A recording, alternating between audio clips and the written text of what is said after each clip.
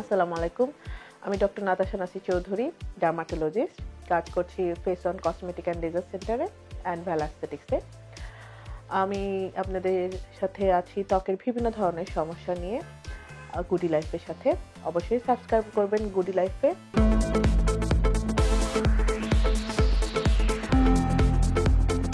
আমাদের আরেকটা সবচেয়ে কমন সমস্যা হয় মেস্তা বা মেলাসমা। এখন মেলাজমাটা কেমন দেখতে হয়, যে একটা কালো ছোপ হয়ে গেছে, আগে কখনো ছিল না, একটা মুখের চারপাশে হচ্ছে, অথবা এই কপালে দেখা যাচ্ছে, অথবা অনেকে নাকের উপর হয়, অনেকে ঠোঁটে পড়ে, বা মানে মেইনলি হচ্ছে একটা কেমন জানি কালো ছোপ স্তর, আগে কখনো ছিল না, একটা ছোট্ট স্তর। তো কাদের পড়ে? মেইনলি মেয়েদেরই। সব ধরনের সমস্যা মেয়েদের হয়, তো মেয়েদেরই এই মেস্তার সমস্যাটা হয়।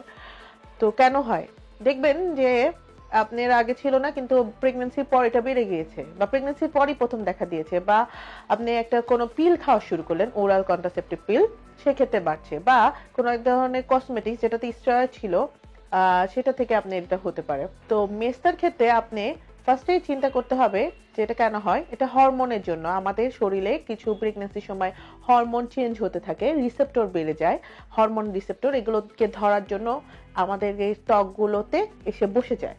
এই যখন বসে যাবে মেলানিন গুলো, তখন আমাদের এই মেস্তাটা দেখা দিবে।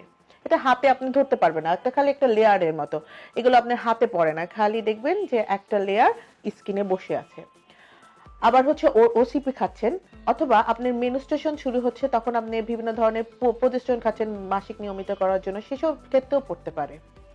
এখন আমাদের যে এই কমন সমস্যা মেস্তার জন্য আমরা বিভিন্ন ধরনের ক্রিম ব্যবহার করি, বিভিন্ন ধরনের উপটান ইউজ করি, সব যে কাজ করবে তা কিন্তু না। আমাদের মেইন জিনিসটা থাকে, আপনি যদি হরমোন লেভেল নর্মাল হয়ে যায়, তাহলে দেখবেন প্রেগন্যান্সিতে 1 থেকে 1.5 বছর মধ্যে পুরোপুরি চলে যায়। আবার কিছু কিছু ত্বকে যদি থাকে যে না এটা যাবেই না, তখন দেখা যাবে যে ওটা যখন হরমোন লেভেল নর্মাল হয়ে যাচ্ছে তাও যাচ্ছে না।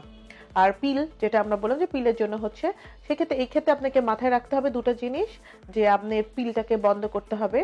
যদি কোনো ক্রিমের কারণে বা কোনো ধরনের ওষুধের কারণে আপনার এই দাগ পড়াটা শুরু করেছে, সেটাকে বন্ধ করে দিতে হবে। আচ্ছা, হোম রেমেডি ব্যবহার করতে পারেন, কিন্তু ওটার জন্য যদি আপনার এই মেস্তাটা বাড়ে বা মানে দেখা দিচ্ছে, সেক্ষেত্রে ওই সব যেমন অনেকে ওই যে হলুদ বাটা বা অনেক ধরনের চালের গুঁড়া টুড়া ব্যবহার করে, ওগুলোও আপনাকে থামাতে হবে।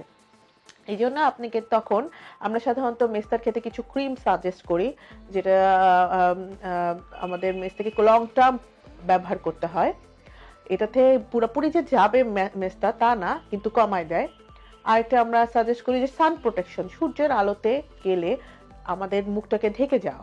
3 নম্বর কাজ করতে বলি যে আপনি যখন রান্না করছেন বা কোনো ধরনের ল্যাপটপ বা কম্পিউটারের সামনে আছেন, শেষের ক্ষেত্রেও কিন্তু একটা রে বের হচ্ছে, যেটা কিন্তু আপনার ত্বকের জন্য ক্ষতিকর।